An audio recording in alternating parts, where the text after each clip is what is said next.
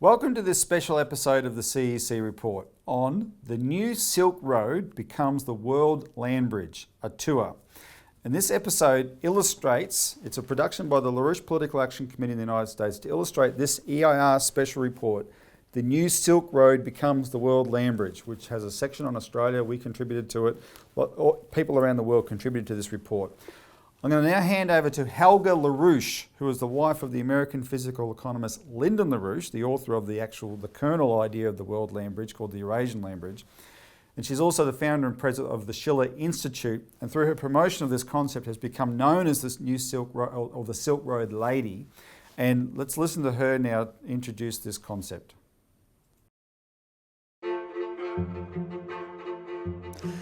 You have heard about the ancient Silk Road, which connected China via a long trade route to Europe. It was an exchange of silk, porcelain, book printing, but more important than the goods was the exchange of technologies. The ancient Silk Road brought enormous economic benefits to all the countries participating. But it also was an exchange of ideas and beautiful cultures. Today, China is offering a new Silk Road and a maritime Silk Road. And already more than 60 countries are cooperating. China has made an economic miracle in the last 30 years, which brought a development which most industrial countries needed 150 to 200 years for. And now China is offering that same model for every country which wants to cooperate with that perspective. The new Silk Road is based on a win-win perspective. That is, that each country which participates in it has equal economic, cultural and political benefits. It is a true idea to overcome geopolitics, that evil which caused 2 world wars in the 20th century. It offers the perspective of a true global development partnership, of all of mankind working together for the common aims of mankind. Now we have produced a 370-page study which is called The New Silk Road Becomes the World Land Bridge. Now that book you want to read. It exists already in English, in Chinese and in Arabic. And very soon it will be out in German, in Korean and many other languages to follow. Watch this video and you will get a glimpse how easy it is to change the world for the better.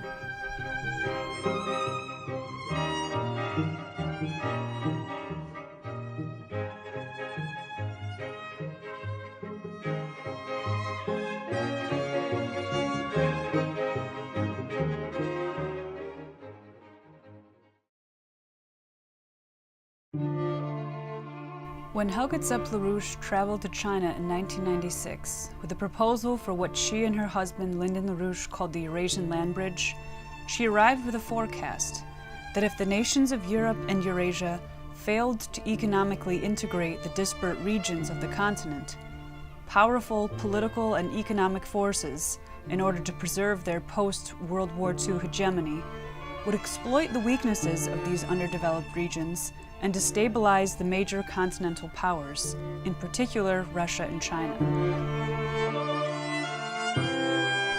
20 years later, in a world where systemic economic crises and proxy warfare have become the new normal, it is not hyperbole to say that we are, as a planet, at the end of that post-World War II paradigm. Now, a handful of world leaders are proposing a change of course, and in doing so are fundamentally challenging the underlying axioms which have shaped the last century of global economic policy. Is it in a nation's interest to be the global hegemon on the planet? If a nation's or group of nations' defense policy creates a less secure planet, is it really effective? In what economic interest is it that entire populations and their continents remain malnourished and underdeveloped? Chinese President Xi Jinping's proposal for win-win cooperation on the One Belt, One Road initiative is an offer to change this paradigm, making an offer to all nations, friend and foe, to recognize that it is in each other's vital interests that every nation develop economically, culturally, and spiritually. And while the majority of the world's population has signaled their readiness to commit to a new win-win paradigm, the Chinese have no illusions about the implications of calling for a new global economic order. In the 3 years since Xi Jinping first announced the Eurasian Land Bridge Belt and Road Strategy at Nazarbayev University, China has made significant progress bringing European nations on board. However, while rebuilding these land and sea trade routes across Eurasia will dramatically improve the global economy, the initiative is not yet a global one.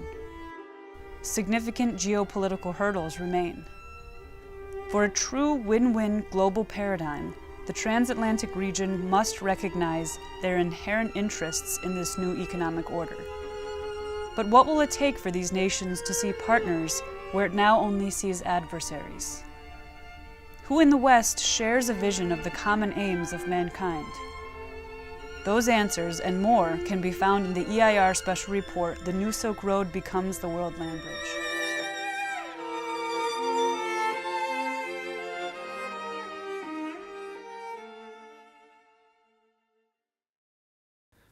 Welcome back to this special CEC Report episode, The New Silk Road Becomes the World Land Bridge, a tour. Let's now begin our tour of this proposed World Land Bridge. Let us take a tour of the World Land Bridge and see what a truly global win-win paradigm can look like. The 65 countries along the One Belt, One Road account for 63% of the world's population, a total of 4.4 billion people. But their output makes up only 29% of total world output. Similarly, China's GDP has exceeded half of the total GDP of all these One Belt, One Road countries, which means that if coordinated properly, the economic engine of the Chinese economy will unlock the potential lying underutilized along the One Belt, One Road route.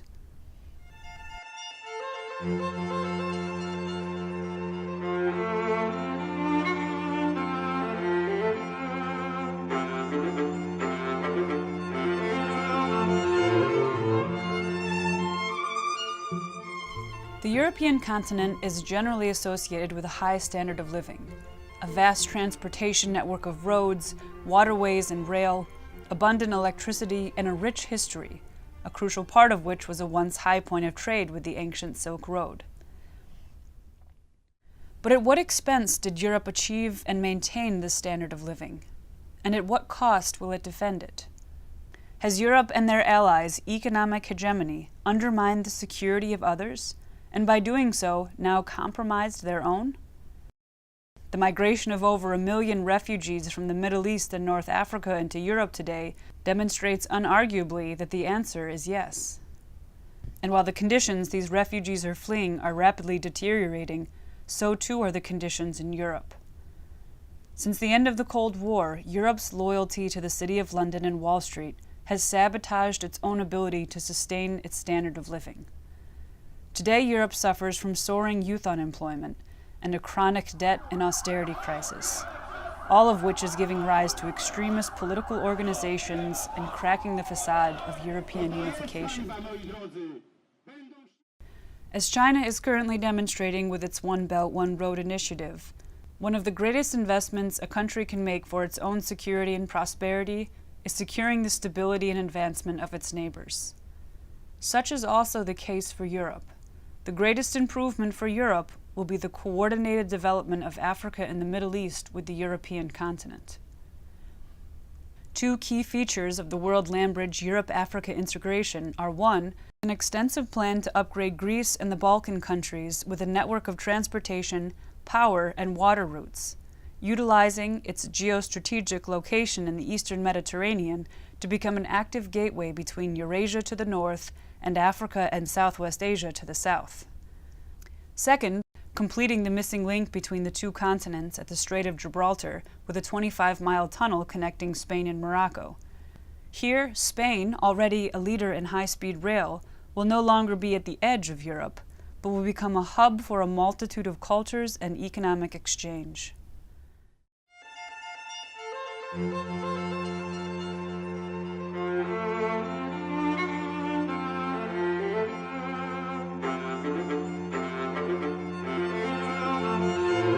In this new paradigm, Africa requires allies, not NGOs.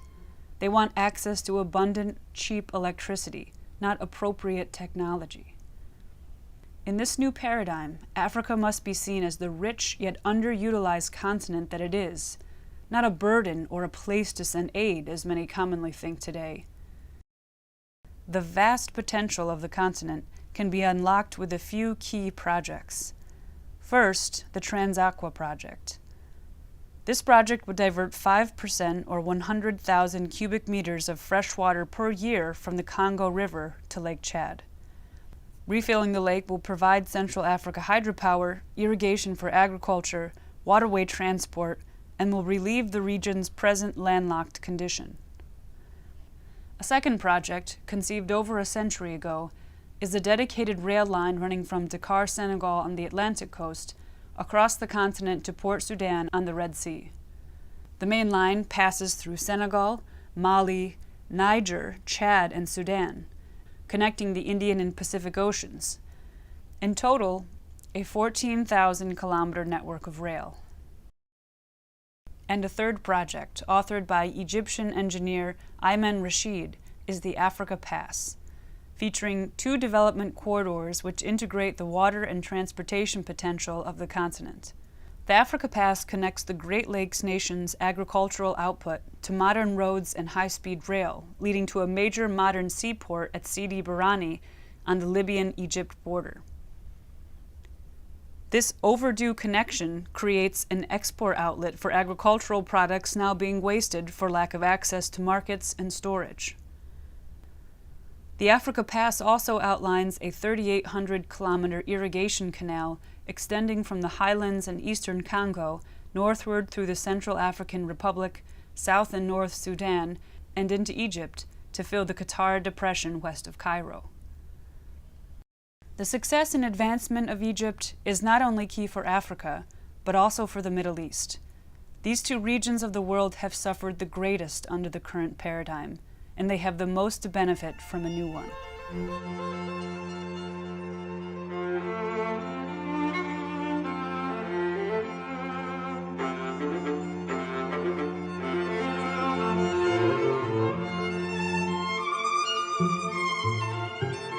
All the advantages of this region has been turned into disadvantages because it has become the center of global conflict and proxy wars. Hussein Askari, a longtime collaborator of Lyndon and Helga LaRouche, translated the report into Arabic and traveled to Egypt for its debut in March of 2016. This is a unique area. There's no place on Earth which has the unique characteristics of the region in the zone. It's in between 3 continents. It has more than 2/3 of the world oil and gas reserves, but more importantly, it has more than 450 million people. Most of them are under the age of 30. So you have the whole future in front of them. One of the main routes of the New Silk Road passes through Central Asia and Iran, through Turkey and into Europe. Sub-branches of this route are already under consideration, including Iranian plans to extend rail eastward to Baghdad, then further along the Tigris and Euphrates rivers to Syria. The rail line along the Euphrates can be connected to the maritime Silk Road, through the Persian Gulf and the port of Basra in southern Iraq, and northwest towards Deir ez-Zor, Raqqa, and the ancient trading city of Aleppo. This route, built in cooperation with Iraq, will be a big step toward regional integration and a development corridor between the Persian Gulf, the Arabian Sea, and Indian Ocean, with the Eastern Mediterranean and southern Europe. A rail connection to Tehran will also provide Syria access to the Caspian Sea region, intersecting the new Chabahar port project, a joint Iranian-Russian-Indian economic corridor from India by sea to the port of Chabahar in Iran, northward by rail into Central Asia and onto Russia. The stabilization of this region of the planet will stabilize the world as a whole. From here, the potential integration with the world by land and sea is immense.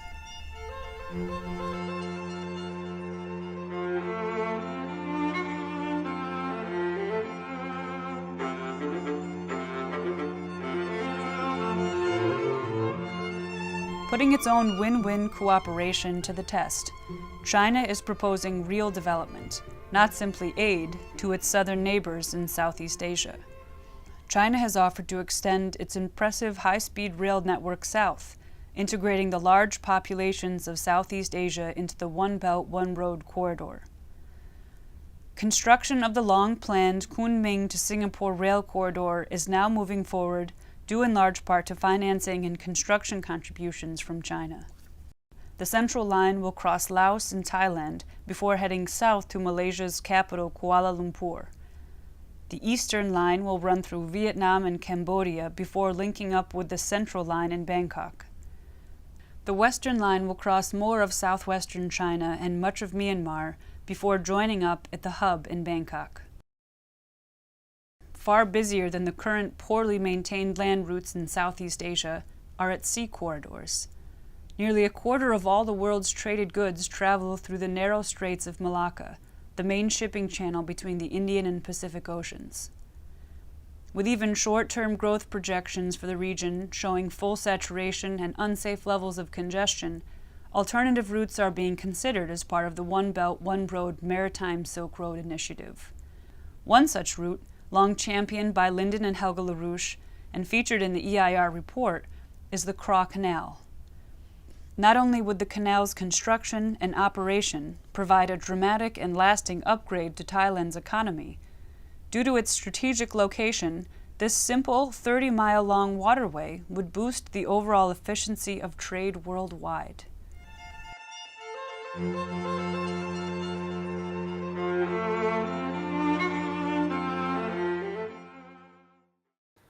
Welcome back to this special episode of the CEC Report. Finally, let's see how the World Land Bridge integrates with the Americas and provides the solution to Wall Street's destruction of the American economy.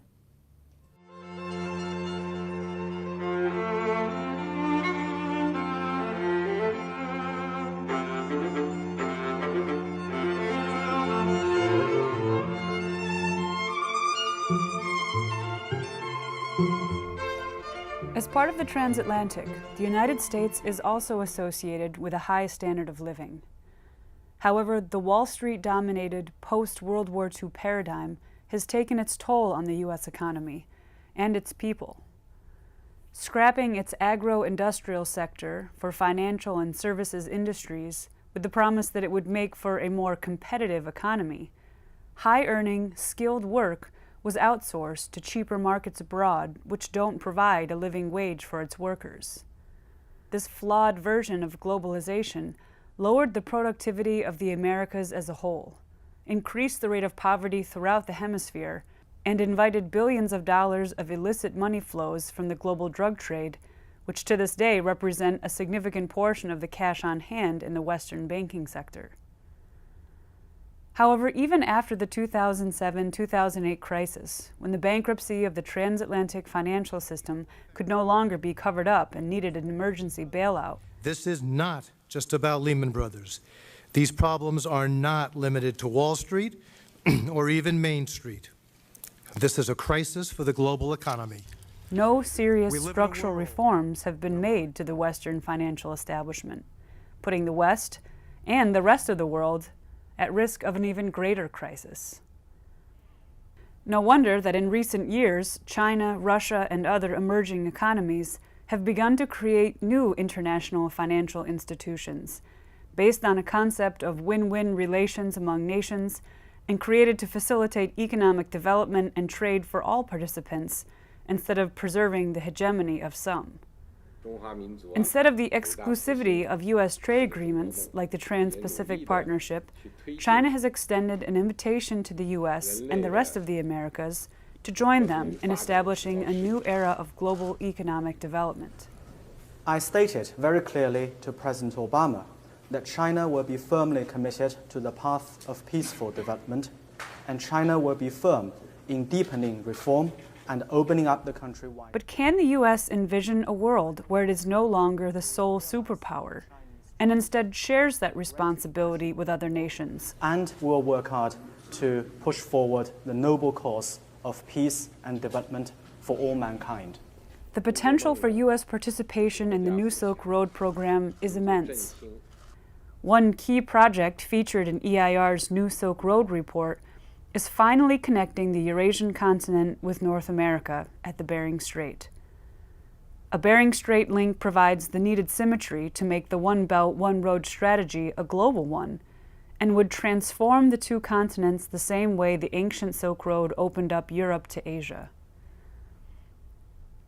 Imagine boarding a magnetically levitated train in downtown Paris or Berlin, traveling 250 miles per hour across the steppes of Siberia, through a tunnel below the Bering Strait, emerging on the other side in Alaska on your way to Manhattan. Layered with the freight and passenger rail line running north-south from Alaska to the lower 48 states from Eurasia is the construction of the long-awaited North American Water and Power Alliance, an Apollo-era continental water management system that takes freshwater runoff from Alaska and Canada and diverts it southward for use in the arid southwest United States. And while the average American will tell you these projects are impossible, the average Chinese today is building them. In the last decade, China, comparable in size to the United States, has constructed over 11,000 miles of high-speed rail and seeks to triple that number by 2020. Similarly, China's Three Gorges Dam and South Water North projects are some of the greatest water infrastructure endeavors ever undertaken. In the new win-win paradigm, big infrastructure investment is the new normal, everywhere. Inspired by the Suez Canal project recently completed in Egypt and the promise of maritime integration with the new paradigm One Belt, One Road and BRICS nations, another project featured in the World Land Bridge Report is now underway.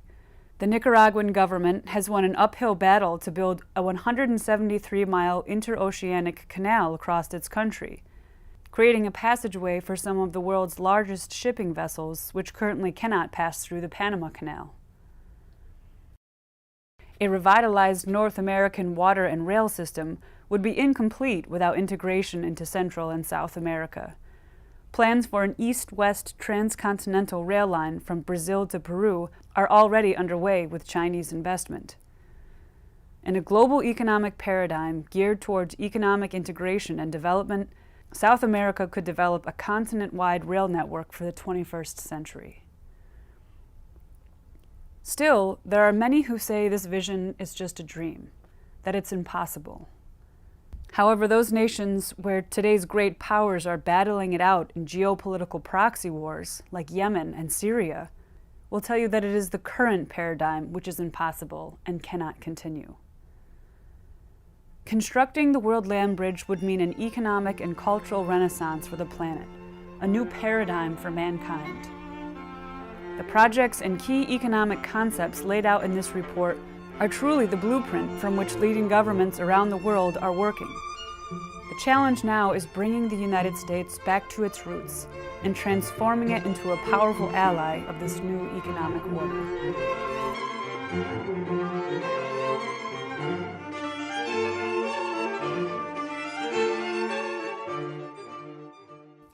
This issue of the World Land Bridge is equally a foreign policy and economic issue for Australia. We have an economic opportunity here to collaborate with our neighbours on economic development to help the world and ourselves. So thanks for tuning into this special episode of the CEC Report. Tune in next week for more.